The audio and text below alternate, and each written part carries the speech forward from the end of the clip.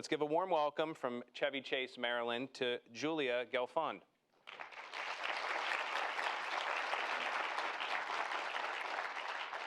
How are you, dear? Good, how are you? I'm wonderful. You ready to go? Yes, I am. All right, you're going to do great. There's the clicker for you. Enjoy. Thank you. Good afternoon. Collagenized tooth gel is a product that would seal off the holes you've left in the gum after our teeth are pulled. It would prevent infection and lessen pain and irritation of those holes. There is no current product on the market that does this. Every year, a shocking 10 million wisdom teeth are extracted in the US alone. That's enough teeth to fill 2.5 concrete mixer trucks. And this isn't even including all the other teeth that get pulled in a year, like canines, incisors, and other molars. Last winter, I had to get all 4 of my baby molars pulled, but surprisingly the most painful and uncomfortable part wasn't getting my teeth pulled. It was the recovery period where I had 4 empty holes in my gum. They were very painful, irritated, and prone to infection. This discomfort prompted me to come up with an idea, a product that could seal off the empty holes you have left in the gum after our teeth are pulled while the holes are healing. I decided to look at my problem from a material science standpoint. I needed a material that could fill the gum hole, prevent infection, be hemostatic, meaning that it stops bleeding, allow medicines to diffuse out of it, be biocompatible with the mouth environment, and stay in the gum hole. I started off my process by researching possible materials. I learned that gels, specifically hydrogels, are a useful material for wound filling. There are many types of gels, like polyethylene glycol, but calcium alginate gels seem the most useful. Calcium alginate gels are completely edible and simple to make. All you have to do is dissolve calcium lactate in water, sodium alginate in another container of water, and mix the 2 solutions together. I've been using a 2.3% concentration of sodium alginate in water and a 5% concentration of calcium lactate in water. These concentrations ensure that the gel is stiff and gels quickly, so patients won't have to wait a long time for it to gel. When you combine a calcium lactate solution and a sodium alginate solution, a gel is formed. A gel is formed because the double positively charged calcium ion wants to switch with a single positively charged sodium ion bonded to a negatively charged oxygen ion on the alginate molecule.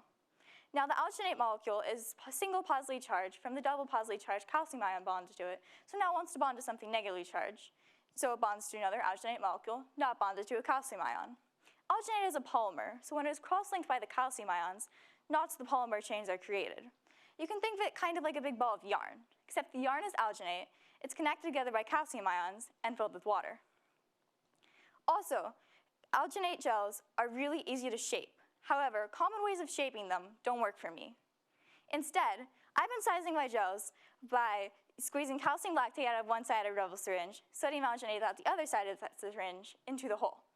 When the liquids from the 2 sides meet, they form a gel the size of the hole that I'm filling. Also, alginate gels are naturally hemostatic, meaning that they help form blood clots. This is important because the bottom of the gum hole is bleeding. The sooner a blood clot can form there, the better. Also, alginate gels are porous, so medicines can diffuse out of them into the edge of the gum hole. I simulated this diffusion by letting gels sit in a bath of green food dye dissolved in water.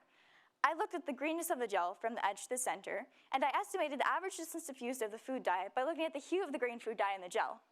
From there, I found the diffusion coefficient by using the relationship that the average distance diffused approximately equals the square root of the diffusion coefficient multiplied by time. I concluded that it took about 6 hours for the food dye to evenly diffuse throughout the gel bead. This would mean that medicines would take about 6 hours to diffuse from the center of the gel bead to the edge of the gum hole. Also, alginate gels are commonly eaten, so they are definitely biocompatible for the mouth environment. Now this alginate gel can fill the gum hole, be hemostatic, allow medicines to diffuse out of it, and be biocompatible for the mouth environment, but alone it doesn't solve my problem with empty holes you've left in your mouth. This is where my 3M products Cavalon, No Sting Barrier Foam Spray, and Tegaderm come in. Tegaderm is a sticky gel, so I've used it as an adhesive to keep my gel in the hole. Cavalon is a barrier foam spray, meaning that it creates a thin film that acts as a barrier. I originally wanted to use it as an adhesive, but it wasn't strong enough. Instead, now I plan to use it as a barrier between the gel and the rest of your mouth to keep bacteria out from the hole. In the future, I would like to plan clinical trials to make sure my product is safe and effective. A calcium alginate gel with 3M products Tegaderm and Cavalon No Sting Barrier Foam Spray could help millions of people worldwide. No longer will people have to suffer when they get a tooth pulled. Thank you.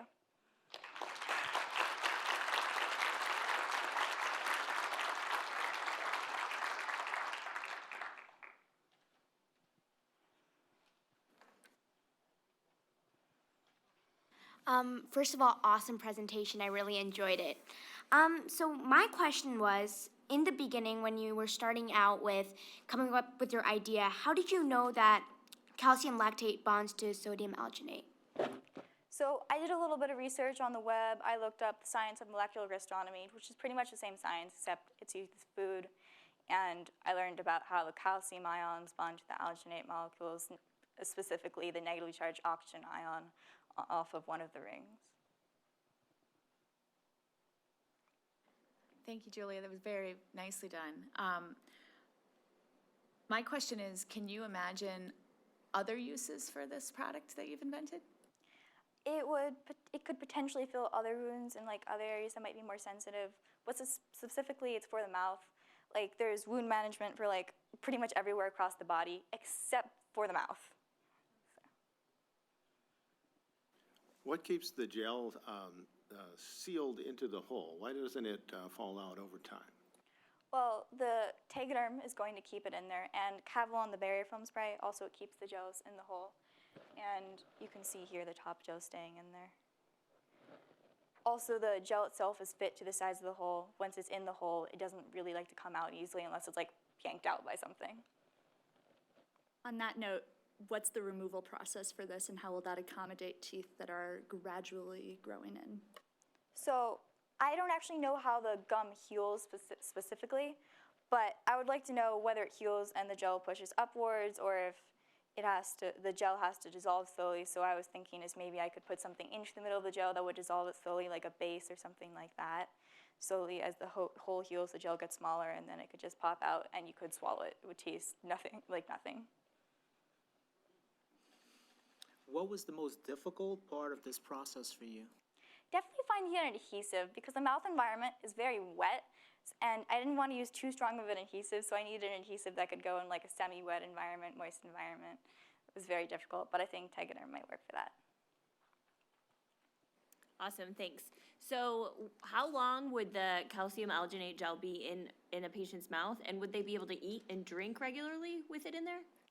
They should be able to eat and drink regularly in there, and it would be in there about till the hole gets either so it's really, really small, or till it just heals completely.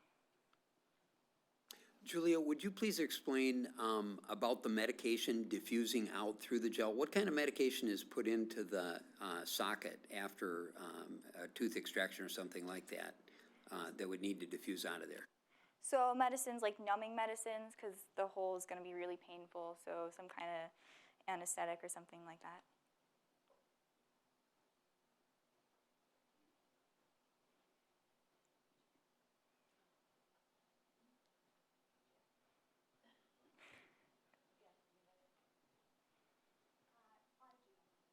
Have you looked into at all the particular properties that saliva has and how that could affect the alginate gel, because it is different from other liquids?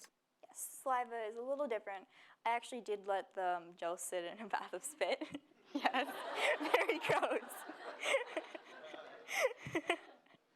Yeah, that's a true story. True story. They were fine. I also let them sit in really strong acids, really strong bases, and a neutral environment. The really strong base seemed to dissolve it a little bit. It got softer, but nothing much happened to it, especially when it was left in saliva. Julia, are both the Tegaderm and the Kevlon, are those both digestible also? Well, I would need to check on that, but they're used on the skin a lot, so they're definitely not inherently dangerous. And Kevlon would be a very small amount of it, and Tegaderm also. Nothing, probably not enough to poison you or do anything harmful. Thank you.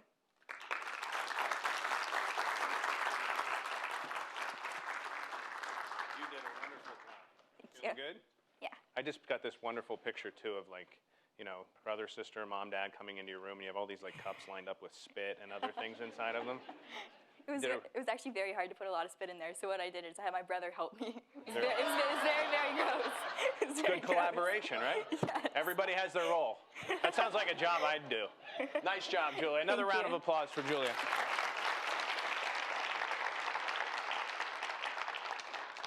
So I think it's really amazing just to hear the kids, the conversations they have when we hear like Gitanjali ask a question. Like they're middle school kids talking to each other, and they're talking to each other about just some really important and very high level stuff.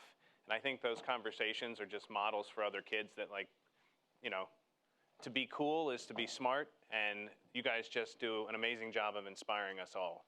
And you're never too young to have an idea.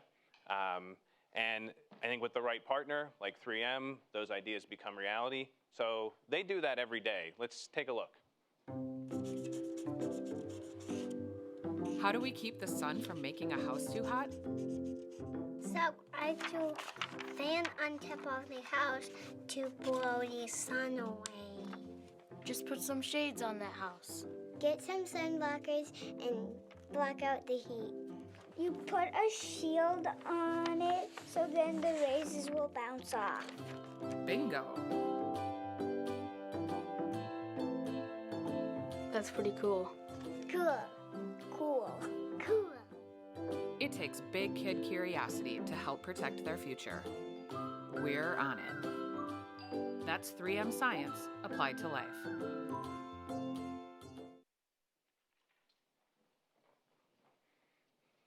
All right.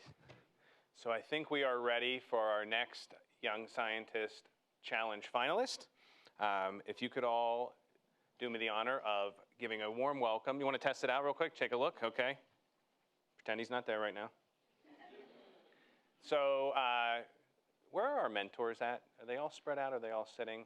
So our mentors back here, I think I forgot in the beginning. I think I did it in passing.